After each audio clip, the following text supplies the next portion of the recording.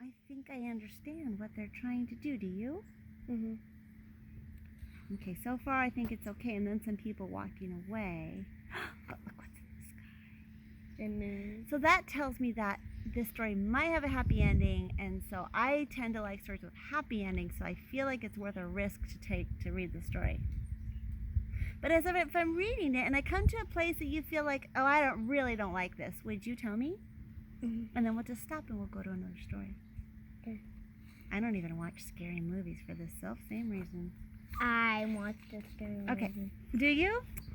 Look at you. My sister forced me Oh, on camping. my brother did that to me too. Oh, I it's won't. really scary. But now you know something about yourself. I already know that. And next time you would say, if your sister won't agree, then you get the adult that's near and say, I am not watching this. Right? She would turn it off if I didn't like it. Right. But then, You gotta really speak up. All right, let's read this one. Is that okay? Yeah. The moon looked down on the marsh. It was oozy and murky, and people were afraid to cross the marsh at night unless the moon was shining. It was said that on dark nights, the marsh goblins would lead travelers astray and drag them down into the clinging black mud. Well, that's a bit of a scary part. But I still remember the happy ending. Do you want to continue? Mhm. Okay. Now the moon did not believe these tales, but she decided to see for herself. She wrapped herself in a great dark cloak and slipped down to the marsh. All you could see was her tiny silver feet below the cloak. But the goblins could see in the dark, and as soon as they saw the moon's silver feet, they all crept up close to her and tried to pull at the great cloak with their horrid cold hands. The moon realized exactly what the travelers had put up with, and then she heard a cry coming from quite close by. It was a poor man who had come to fetch the doctor for his wife, who was going to have a... baby. Do you already know the story, or are you just good at guessing? I just am good at guessing. I love it.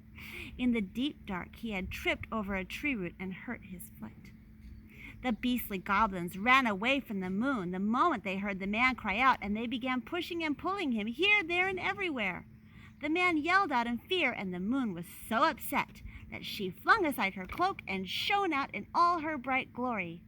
The goblins scattered, their eyes hurting from the brilliance of the moon. Do you know what it means to scatter? No. Run away. Oh, They ran away. scattered everywhere. Mm-hmm. Like that's That's exactly right.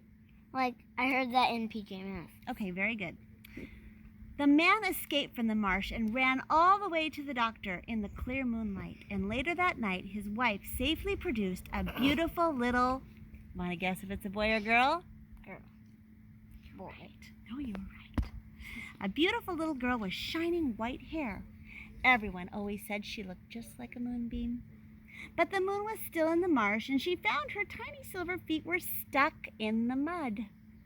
She turned this way and that, but she could not get out.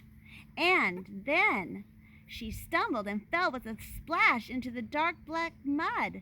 Instantly her glorious light went out.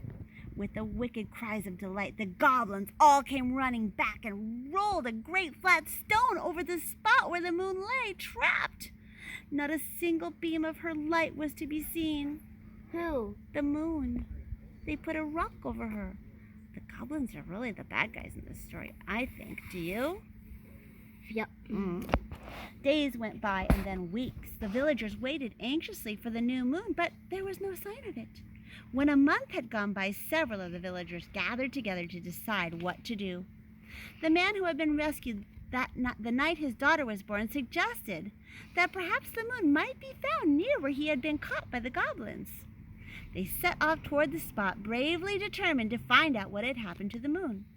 They all carried flaming torches and sang bold songs to cheer themselves. And when they reached the spot, the first thing they saw was the great flat stone. The next thing they saw was hundreds and hundreds of nasty, spiteful... What do you think? Goblins. You're exactly right. The goblins tried to blow out the torches, but the men relit them as fast as ever possible. The men waded out into the marsh and with a huge effort lifted the side of the great stone. out shone a blinding ray of moonlight. The goblins all disappeared, shrieking in dismay. They don't They like the moon. scattered. They scattered, exactly. They're Slowly, scattered everywhere. slowly, the men lifted the stone, and the grateful moon sailed high into the sky once more.